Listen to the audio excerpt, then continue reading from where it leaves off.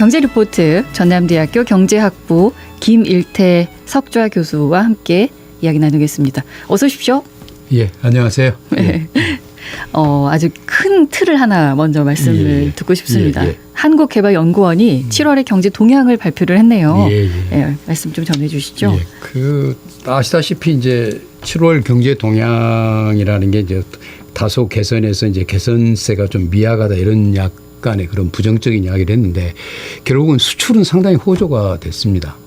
한국 경제에서 수출은 호조가 됐는데 문제는 이제 내수가 이게 이제 연결이 안 되는 거죠. 그래서 결국 내수가 연결이 안 된다는 것은 결국 이제 소비가 부진할 수밖에 없는 거잖아요. 그리고 왜 그러겠습니까? 고금리에 의해서. 그래서 그러다 보니까 이제 내수 부진, 거기다 또 플러스 자영업자들의 그런 소비 판매, 또 설비 투자, 또 플러스 건설 투자죠.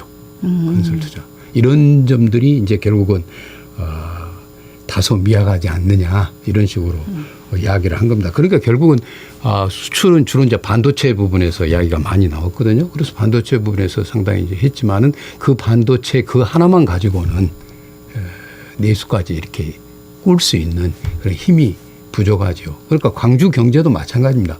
광주 경제도 생산이나 이런 부분은 증가를 했죠. 생산이나 이런 것은 증가를 했지만은 결국은 마트 부분은 조금 더 이제 사람들이 이제 나아졌지만은 소비가 결국은 백화점이나 이런 데는 상당히 어려운 거죠. 그래서 결국은 소비 부진, 그다음에 건설업 부진, 건설업 부진이고 뭐 일부에 뭐 새로운 아파트를 하는 거는 저기지만은 결국 미분양 아파트가 또 많이 일어나는 거 보면은 결국은 한국 경제가 일어나는 거하고 광주 경제도 비슷하게 갖고 있지 않느냐. 이제 그렇게 이야기를 들을 수 있습니다. 물가는 상승을 하고 있는데 내 호주머니에 들어있는 돈은 없으니 소비를 할 수가 없고 소비가 안 되니 당연히 자영업자들도 힘들죠. 그래서 맞습니다. 이제 경기가 돌아가지 않는 거고. 우리가 말하면 선순환이 안 되는 거죠. 악순환인 거죠. 네, 알겠습니다. 이게 이제 7월의 경제 동향이고 근데 이제 금리도 더 낮춘다는 이야기가 있던데요. 그렇죠. 왜 그러냐면 이제 물가가 작년에는 3%대인데 올해는 2.6%대 전망치를 하고 있어요. 그럼 결국은 상당히 마지날 선들이 2% 정도를 보고 있어요. 그래서 그것에 가까워지면 이제 금리를 좀 내리지 않겠느냐. 미국도 패드도 마찬가지로 2%대를 보고 있거든요. 거기서도 좀 물가에 저기를 내고 있는데 문제는 미국하고 우리하고의 금리 차가 있으니까 그거를 상당히 좀 주의 깊게 보고 있죠. 저희들 한국은행에서는. 이제 금리가 낮아진다라고 하면 이제 이게 어떤 영향을 미친다고 생각하면 될까요? 제일 처음에는 일단은 기업의 이자 부담이 줄어들죠. 그리고 또 돈 쓰기가 훨씬 편하잖아요. 그래서 기업 부분에 이자 부담이 적기 때문에 상당히 적이고 그 다음에 이제 여러 가지로 자영업자들이나 또는 뭐 주택담보대출이나 지금 뭐 주택담보대출 상당히 2%대로 낮아 있지만은 2%까지는 아니고 3%라는 얘기네요. 그렇죠. 그렇게 좀 낮아 있지만은 그분들이 이제 조금 더 낮아질 수 있으면 조금 더 이제 그 가게에 도움이 될 수 있고. 그러니까 여력이 있는 거죠. 그럼 여력이 있으면 어떻게 했습니까? 쓰겠죠. 소비로 이제 연결이 될 수 있다는 거죠. 알겠습니다. 내년에 최저임금 보니까 1.7%를 상향을 해서 만 30원, 그러니까 만 원은 넘겼습니다. 인상률이 역대 두 번째인데 내년도에 최저임금이 우리 경제에는 어떤 영향을 미칠까요? 그러니까 이게 이제 1.3 이제 1.7% 상향해서 이제 근데 아무도 만족을 못 해요. 그렇죠. 양쪽도 그렇고 그러니까 뭐 당연히 경영계야 동결을 원하고 있죠. 그리고 또 노동계는 좀 더 많이 받고 있죠. 그런데 이게 이제 분명히 오른 거잖아요. 이게 이제 올라갔잖아요. 1.7%. 내년에 이제 이게 이제 어떻게 보면은 이 최저임금이 결정되는 게 한 300만이 저기를 받고 있어요. 그러면 적용을 받고 있거든요. 300만. 그럼 300만 정도의 이제 인력들이 그렇죠. 인력들이 근로자들이 주로 이제 받고 있죠. 그럼 이제 결국은 이제 업종별로 다르겠지만 자영업자 측면에서는 한 푼이라도 어렵지 않겠습니까? 부담이 돼요. 그렇죠. 그래서 아르바이트생 고용하는 것도. 그래서 이제 이제 이야기가 많이 나오는 게 이제 본인이 더 열심히 뛰겠다 이렇게 하고 또 키오스크 같은 키오스크를 쓰고 자동화 AI를 사용하고. 이야기를 해서 결국 이제 그렇게 되면은 취약계층과 미숙련자의 노동의 인구가 고용이 감소되잖아요.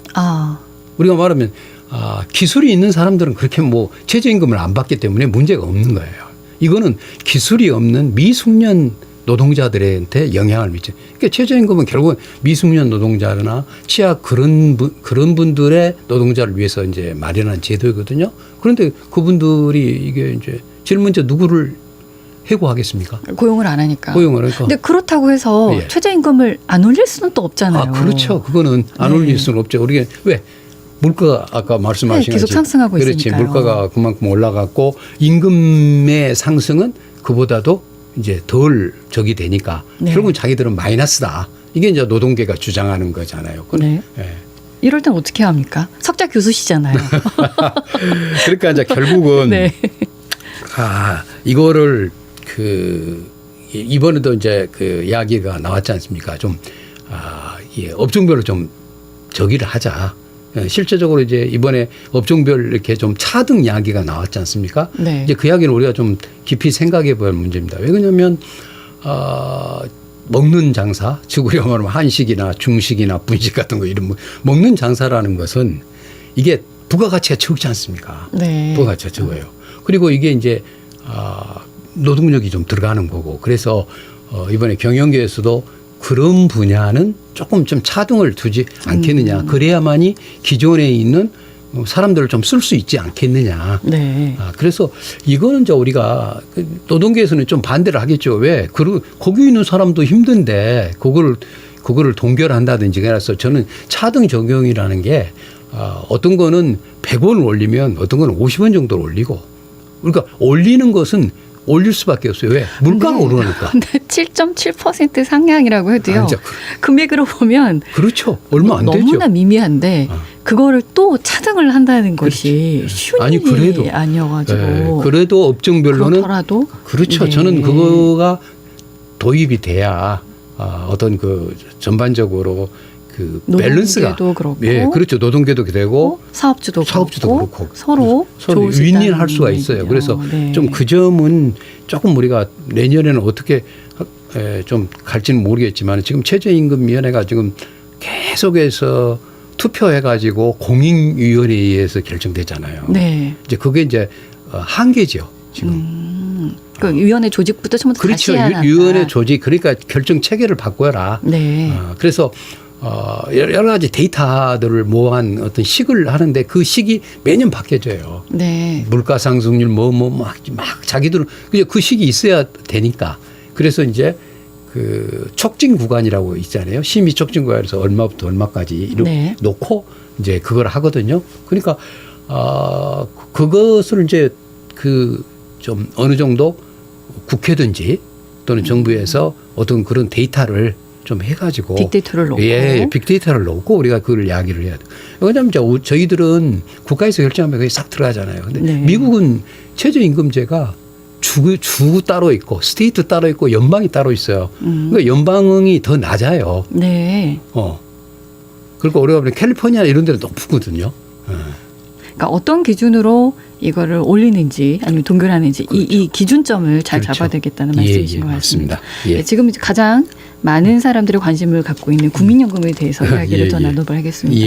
근데 이제 최근에는 더 많이 내고 더 많이 받을래? 라는 질문에 나는 더 많이 내고 더 안 받을래 라는 대답자가 더 높습니다, 교수님. 네. MZ세대 중심으로 해가지고 국민연금 그냥 없애자 이런 요구까지 나오고 있는데 그렇죠. 이런 갈등 논란 어떻게 보십니까? 결국 이제 국민연금이라는 게 장점이 많잖아요. 저희들이 노후에 이루는 리스크라든지 노후 생계 보장이라든지 그다음에 사적보험. 지금의 거의 노인분들은 이 국민연금을 그렇죠. 생각하고 계시니까요. 이제 사적보험에서 커버되지 못하는 거로 결국은 이게 어떻게 보면 이제 국민연금은 그런 점에서는 상당히 저기가 됩니다. 그런데 이제 결국은 아까 말씀 하신 것 같이 이거를 더 낼 거냐 어느 정도 할 거냐. 그게 보험료율하고 지급액을 가지고 이제 결국은 세대 간의 이제 갈등으로. 근데 세대 간의 갈등은 결국은 이거를 어떻게 부과하고 어떻게 적립하느냐에 따라서 달라요. 처음부터 다시 여쭤볼게요. 그러면 예. 세대 간의 갈등이 그냥 국민연금 때문에 생긴 게 아니라 그러니까 지금 앞서가던 세대는 조금 냈고 예. 단편적으로 말하자면 예. 지금 많이 받아가고 그리고 쭉 받을 수 있는 네. 이런 상황이었다면 예. 지금은 국민연금이 이제 고갈이 된다는 얘기가 맞습니다. 있기 때문에 예. 그것 때문에 이제 지금 세대 간의 갈등이 그렇죠. 생겼는데 예. 현재의 국민연금의 상황을 먼저 말씀을 좀 해주시겠습니까? 그러죠. 예. 그러니까 이제 우리가 88년에 이게 도입을 됐어요. 네. 근데 그 당시 때 합계 출산율이 1.55명이었습니다. 그때도 그렇게 높지는 않아요. 아니, 높지는 않았지만 1.55명이었잖아요. 그래 지금 0.7명이니까. 그러니까 네. 이게 이제 30년 이상 근데 0.7명으로 이제 이게 변동이 돼 버렸지 않습니까? 네. 이게 이제 결국은 저출산 고령화 인구 구조가 저기 됐고 그다음에 평균 수명이 당시 때는 70세였어요. 네. 근데 지금 83대야. 네. 이러니 이제 엄청난 그 인구 구조하고 그다음에 플러스 저성장이 있잖아요. 옛날에 우리가 8%, 5% 엄청난 성장. 맞아요. 그리고 또 뭐 여러 가지 좋은 짝도 많았고. 근데 지금은 이제 2%. 예전에는 직업도 한 번 직업이면 퇴직할 때까지 그렇죠. 갔고 지금은 이제 계속 바뀌고 있는 중이니까 예, 사회적 변화가 좀 심하죠. 이게 사회적 변화가 30년 동안에 엄청 바뀌고 간 거죠. 네. 바뀌고 오는데 그동안에 이제 아시다시피 두 번의 계획이 있었습니다. 한 번의 계획이 이제 김대중 정부에서 계획을 했는데 그게 이제 98년인데 그때는 제일 처음에는 소득 대체율이 70%니까 어마어마하게 그러니까 어마어마하게 많았죠. 그런데 지금 이제 김대중 정부에서 60%로 하고 60세에서 65세로 하자. 이게 이제 통과가 된 거예요. 네. 그게 이제 1차 저기가 된 거죠. 그래서 근데 이제 2차가 노무현 정부에서 2차가 일어났습니다. 바로 여기에서. 그러니까 이제 이게 재밌는 게 바로 이제 김대중 정부에서 그래 했는데 바로 노무현 정부에서 한 게 이게 이제 국민들한테 별로 저기를 안 된 거예요. 근데 그때도 안 했다면 지금 더 심각하잖아요. 아니요. 근데 그게 네. 한 번 하고 한 번 했잖아요, 우리가. 네. 그 조금 그러니까 텀을 줘야 된다. 그렇죠. 저는 이게 탄력적으로. 우리가 말하면 적응을 못 하는 거야. 네. 내는 사람도 적응을 못 하고 받는 사람도 적응을 못 하고. 그래서 저는 요거는 조금 우리가 성급하지 않느냐. 그런데 이제 단 거기에서 이제 60% 받은 걸 50%를 하자니까 어마어마하게 70% 받다가 갑자기 60% 했다가 50% 하니까 이건 그 경계에 있었던 분들은 그렇죠. 이제 타격이 좀 있었겠지만 당연하죠. 그래서 이제 그때 안 받는 사람들은 이렇게 생각할 수 있죠. 그때라도 했기 때문에 지금 이 정도는 그렇죠. 나와 맞죠. 있다. 그다음에 또 네. 9%를 내잖아요. 네. 9% 내는 거를 15.9% 내자고 그랬어요. 네. 노무현 정부에서. 말이 되겠습니까, 이거. 그러니까 이게 이 교육이라는 게 막 이렇게 붙여서 하게 되면 사람이라는 게 적응하는 기간이 있잖아요. 왜냐하면 이거는 국민연금이라는 것은 국민만 해당되는 게 아니라 기업도 해당되는 거고. 그렇잖아요. 기업도 돈을 내야 되잖아요. 네, 교수님 지금 저희가 과거 정책을 평가하는 시간은 아니고 네. 현재 이 국민연금이 어디로 가면 좋겠는지를 미리 그래서 제한적으로 이야기를 해야 돼서 이제 과거에 그렇게 두 차례 국민 개혁이 있었고 근데 지금도 고갈이다. 얼마 가지 않아서 그렇죠. 이런 이야기가 나오고 있거든요. 57년이라니까 너무 2057년이니까 그때 소진이 되는 예상 점이 있어요. 지금, 네. 지금 이렇게 가면 57년. 지금이 2024년인데 57년이면 네. 겨우 30년 남았죠. 30년밖에 안 남은 맞습니다. 거거든요. 그러니 지금 MZ 세대가 나중에 이제 받아야 될 그 시점인 거죠. 그렇죠. 예. 그러니까 이제 이게 MZ 세대가 좋고 우리가 말하면 노후 세대가 저기다 이런 문제는 아닌 것 같습니다. 이게 걷는 방식이 틀려요. 예. 걷는 방식이. 그래서 왜냐하면 누구나가 이제 다 인식을 하죠. 그렇죠. 국민연금 뭔가 개혁이 필요하다. 그렇죠. 왜냐하면 지금의 방식은 뭐냐면 적립을 해야 나가잖아요. 기금을. 네. 부과하고 적립하고. 그러니까 부분 적립식이라고 이야기를 해요. 적립식이라고. 근데 이제 부가식은 뭐냐면 딱 그 고정이 돼 있어요. 내가 낸 저기에 플러스 그걸 운용 수익 갖고 그거를 주는 거예요. 지금은 그게 아니에요. 네. 그러다 보니까 변수들이 변하면 계속해서 보험료율도 올라가고 그렇게 돼요. 부과를 해야 되니까. 그러니까 이제 젊은 사람들과의 갈등은 이 부가 이 방식을 바꾸면 돼요. 그래서 지금 현재 이제 많이 논의가 또 되고 있는데 이거 현재 지금 가고 있는 국민연금은 연금대로 구연금이라고 해서 그냥 가고 새로 MZ세대가 될 수 있는 애들이 있잖아요. 2000년대 이후에 태어난 사람들. 그거는 이제 어떻게 결정을 하면 돼요. 그때 하는 사람들은 따로 하는 거예요. 운영 방식을 새로 완전히 새로 해야 되는 거예요. 네. 그래야지 선택할 수 있는 그렇죠. 기회를 제공을 하는 네. 거군요. 왜냐하면 어디 근방에 해당되는 사람은 네. 구연금으로 가고 네. 왜냐하면 이제 나는 구연금이 좋다 하면 구연금으로 가고 그러지만은 이제 몇 년 이후부터는 바로 신연금으로 간다. 그러면 신연금으로 가는 거는 결국은 부가 방식이 적립식이 아닌 부가식으로 한 거예요. 그러면 그 사람들은 나는 몇 퍼센트의 보험료를 내고 그다음에 얼마를 받을 거라는 걸 딱 결정을 하면 그걸 계속해서 나가는 겁니다. 네, 알겠습니다. 그러면 이제 저기가 없죠. 이제 불만이. 네, 국회에서 이제 제시했던 이야기를 좀 짚어보겠습니다. 예. 21대 국회에서는 여와 야가 예, 예. 국민연금의 방식을 놓고 예. 충돌을 좀 했습니다. 예. 설명도 좀 해주시죠. 예. 그러니까 이제 원래는 이제 소득 보장하고 그거잖아요. 차이가 결국은 이제 모수개혁이었죠. 예, 모수개혁인데 보험료를 13%로 할 거냐, 15% 할 거냐, 소득세제를 50% 할 거냐, 40% 할 거냐. 근데 결국은 13%는 인상이 됐어요. 왜? 부풀어에서 13% 하는 건 그러니까 더는 내겠다. 네. 근데 어떤 이제 국민의힘은 43%를 주장을 한 거예요. 더 이상 이제 지금은 40%인데 43%를 하겠다. 근데 야당에서 이제 양보를 했거든요. 그렇죠. 예. 그런데도 개혁은 되진 않았고. 그렇죠. 근데 그게 이제 결국은 그 어떤 명분이 뭐냐면 이거는 우리가 기초연금도 있잖아요. 노령 네. 기초 그거 하고 이제 공무원연금이라는 직역연금하고를 같이 해야 된다. 근데 그거는 너무너무 어렵습니다. 저는. 네. 그러니까 그 두 가지를 동시에 하는 거는. 예. 그 이유는 이유는요. 뭘로 보십니까? 왜냐하면 달라요. 공무원연금하고 국민연금 이게 가입 뭡니까 기간도 달라요. 이거는 공무원연금은 가입연금이 거진 30년 가까이 갑니다. 네. 이거는 10몇 년밖에 안 돼요. 그다음에 공무원연금은 18%만 내잖아요. 18.6%. 이거는 9%밖에 안 내잖아요. 그러니까 이게 안 맞아요. 근데 이거를 통합해서 뭔가 개혁을 하겠다고 하는 것이 지금 여당이 제시하고 그렇죠. 있는 맞습니다. 안인 거고. 예. 예. 그래서 이제 21대에서는 이게 되진 않았고 되지 않았고, 지금 예. 이제 22대 국회로 넘어왔는데 예, 예.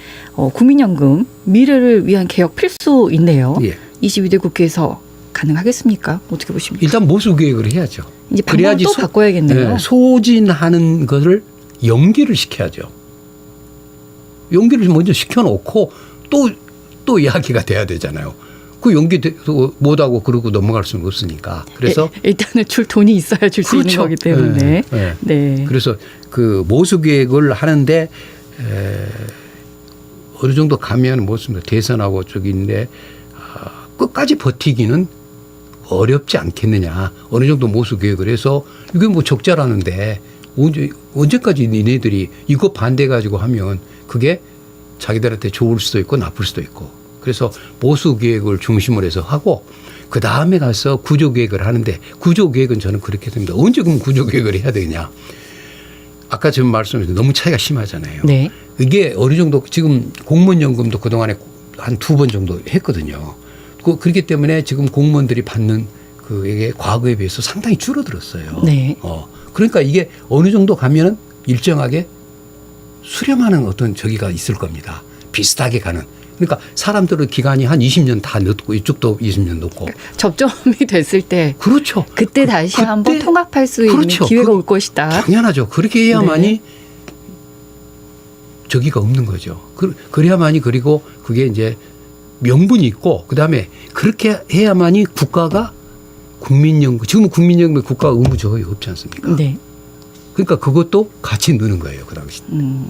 네, 알겠습니다. 혹시 개혁에 성공한 나라들 뭐 사례 갖고 계십니까? 대부분 유럽 국가들이 그렇게 했어요. 그러니까 대부분 이제 똑같아요. 모수 시기를 조절하는데 뭐 예를 하나 들으면 뭐 프랑스 같은 경우 64세로 늦었고요. 네. 뭐 저희들하고 똑같은 거죠. 독일도 그렇고 67세. 일본도 정년을 2020년부터 70세. 스웨덴도 이렇게 하고 독일도 이렇게인데 이제 전부 다 모수개혁 중심으로 일단은 한 겁니다. 이 사람들이 모수개혁.